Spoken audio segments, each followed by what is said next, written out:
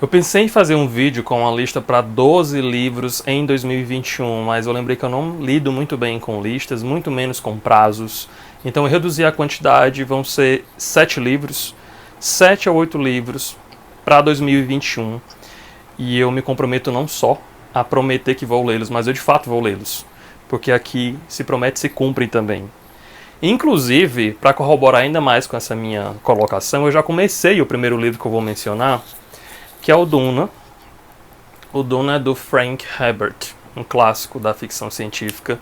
Esse livro foi presente do Eduardo, já agradeci muitíssimo a ele no Instagram, mas eu queria agradecer publicamente também. Eu devo estar ali nas suas, sei lá, eu já tinha começado a ler esse livro no Kindle. Eu tinha a edição em e-book dele, comecei a ler no ano passado, mas eu parei porque eu não estava me dedicando muito, não estava prestando muita atenção. Então, quando eu recebi esse livro dele no final do ano, lá pelo Natal, eu resolvi zerar a minha leitura, comecei tudo de novo.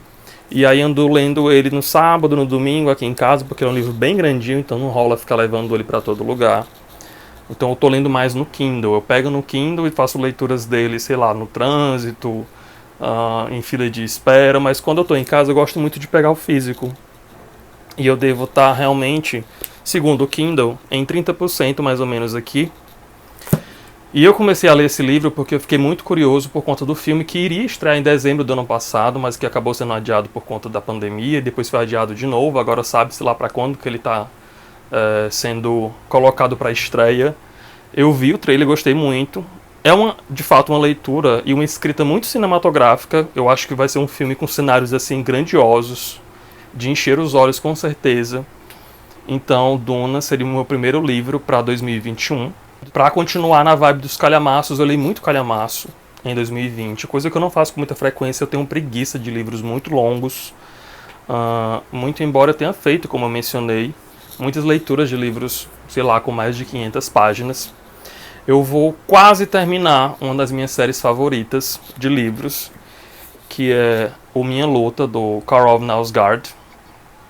Esses livros que falam muita coisa de absolutamente nada, mas eu acho interessantíssimo, eu gosto muito da escrita dele. Eu sei que tem gente que detesta, e eu concordo com essas pessoas. Esses livros não tem nada de profundo, não tem nada de muito elaborado, é quase como que um diário sendo contado, mas não no formato de diário, mas é a trajetória da vida dele, né, desde lá a infância até os dias atuais, quando ele está maior, já está consolidado como um autor.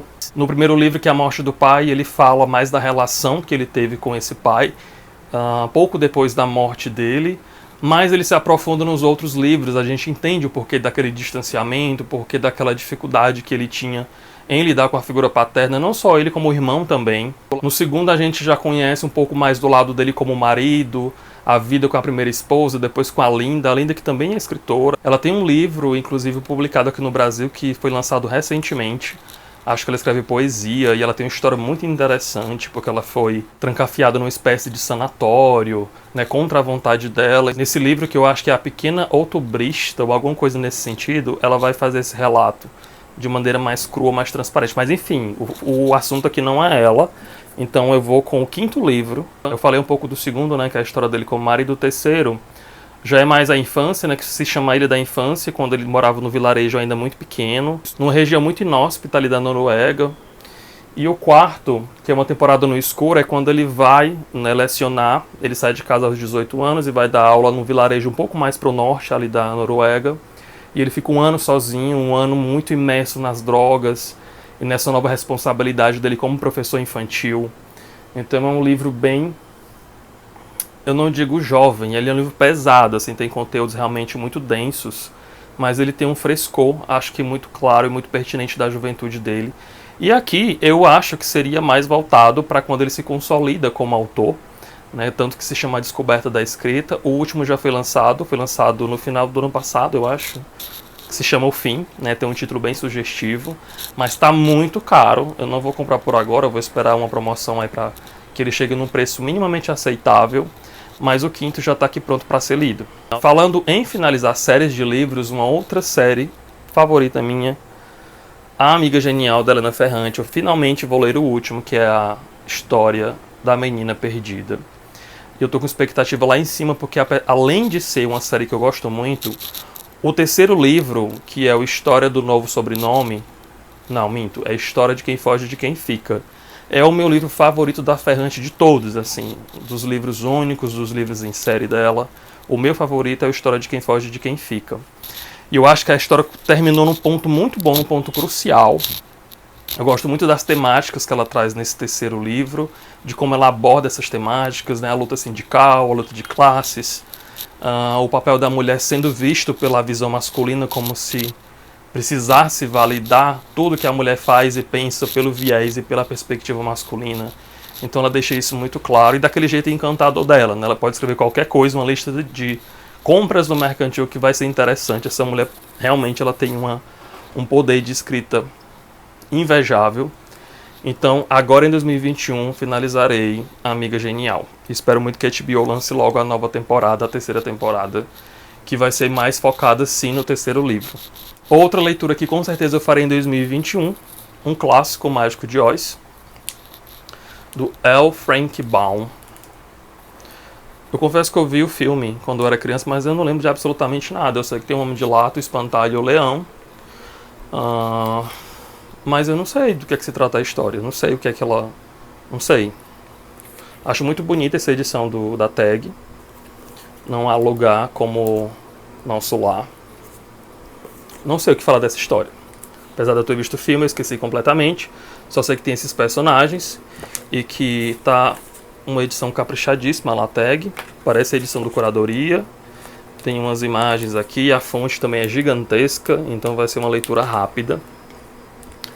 Creio que não seja um livro infantil, acho que não é de fato um livro infantil, mas tem essa aura fantasiosa, né? Eu lembro muito disso dos filmes, do filme, né? Foi só um. E O Mágico de Oz, vou ler agora em 2021 também. Quase que eu ensaiei a leitura dele agora em janeiro. Um outro que vai me demandar certo trabalho, mas que eu estou bem ansioso por ele. Vou explicar o porquê. Orlando, da Virginia Woolf. A Virginia é uma autora que eu gosto muito, mas eu evito. Eu evito porque com muita frequência eu fico mal com os textos dela. Então eu tenho que estar num momento bom, eu tenho que estar num momento minimamente equilibrado para lidar com as temáticas que ela aborda e do jeito que ela aborda, porque ela vai muito em cima assim, das feridas. E ela consegue passar aquilo com muita verossimilhança, com muito detalhe mesmo, então você sente aquilo todo. Então quando os personagens passam por algo, aquilo meio que é repassado pra gente, e eu absorvo muito fácil isso. Então ela mexe muito comigo, por isso eu evito. Assim como Clarice Lispector também, eu tenho os 3 livros dela que estão aqui, eu acho, que é o Todos os Contos, o Todas as Crônicas e o Todas as Cartas, e eu tô lendo assim a passos de tartaruga, propositalmente. Tanto porque é uma leitura não é difícil, embora alguns textos sejam, mas eu acho que é mais difícil a assimilação, né? Como aquilo chega pra gente, como aquilo é processado, na verdade como fica. Então eu procuro ler realmente assim, sei lá, no final de semana, numa manhã de sábado, quando eu tô acordando, tô muito descansado, então eu tô ali com o meu psicológico preparado para lidar com as coisas que a Clarice traz. Virginia Woolf também faz isso. Ela mexe com vocês? Eu acho que sim, eu acho que é uma coisa universal. O Orlando, então, é uma história, até onde eu sei, que mexe aí com questões de gênero. E eu acho engraçado que essa edição ela é enorme, né? Ela é bem grossa. E eu conheço a edição da Penguin, que é super fininha, então não sei exatamente. Deve ter muito texto de apoio, muito texto extra. Esse livro eu tenho porque há uns 2 anos atrás, no Amigo Secreto do BookTube, eu tirei o Luiz do Mão no Livro e eu dei esse livro para ele, porque estava na lista de desejados dele. Só que eu achei a edição tão bonita que eu comprei 2, uma para mim e uma para ele.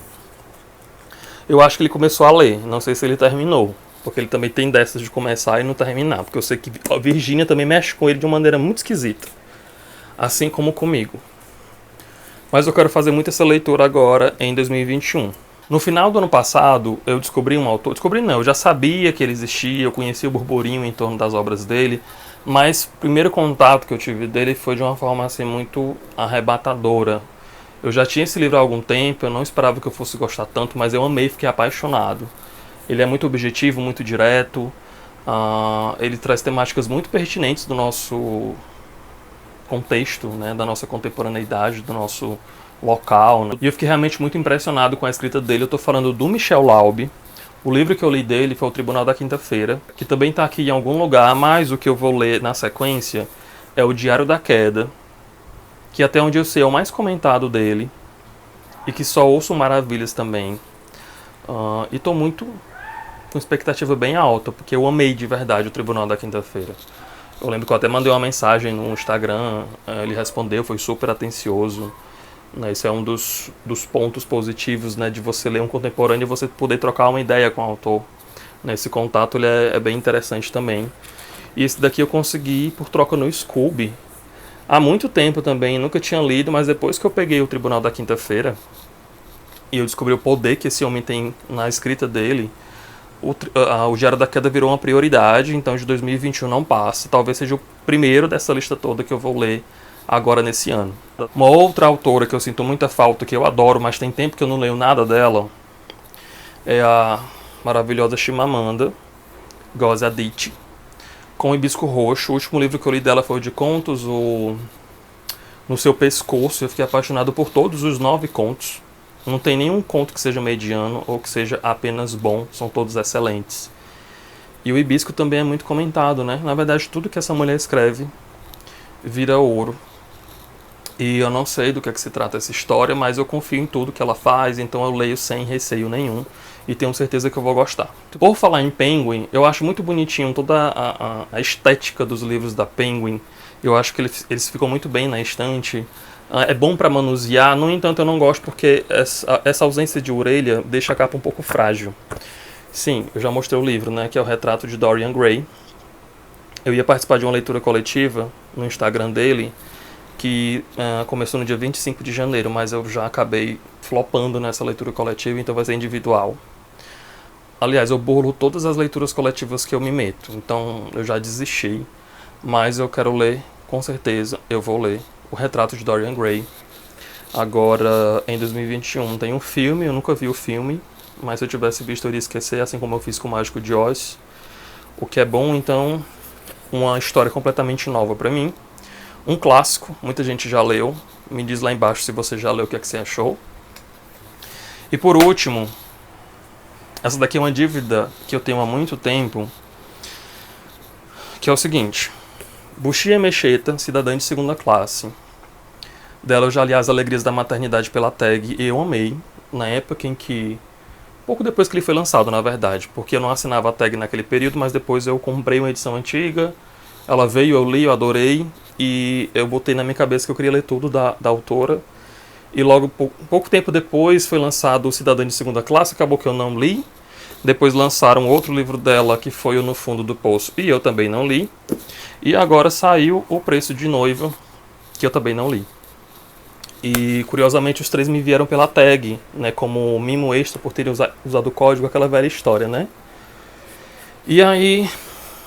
eu sei que não tem uma conexão exata de um livro com o outro, mas parece que esses dois aqui têm personagens, a mesma personagem, alguma coisa nesse sentido.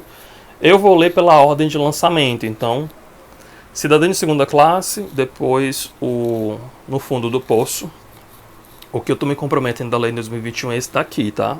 Então não venha me cobrar a leitura desse, mas talvez eu faça também. E aí, por último, O Preço de Noiva, que é o menorzinho dos 3. Espero gostar tanto, assim como eu gostei do Alegrias da Maternidade. Bom, então são essas as minhas pretensões para 2021. Pretensões não. É uma coisa certa, eu vou ler esses livros esse ano. Podem me cobrar lá em dezembro, quando chegar nas... pode ser que algum desses aqui esteja na minha lista de melhores leituras do ano, mas se não tiver, podem cobrar, que eu vou com certeza ter lido todos eles. Isto se eu não terminar antes da metade do ano, mas enfim. Me diz lá embaixo se você já leu alguns deles, me diz o que é que vocês acharam, se realmente vale a pena. Se vocês quiserem colocar as pretensões de leituras de vocês para esse ano, podem colocar lá embaixo. Eu adoro pegar dica e recomendação, principalmente de gente que gosta de coisa parecida com o que eu mostro e que eu falo aqui, porque tem chances altíssimas de eu gostar e me interessar também. Então faz isso, por favor, lá embaixo. No box da descrição tá o link da Amazon. Fazendo qualquer compra lá você ajuda o canal sem pagar nada mais do que você já pagaria normalmente no site. As redes sociais também estão lá. Faz algum outro comentário caso você queira. Avalie o vídeo. Obrigado por ter assistido e até mais.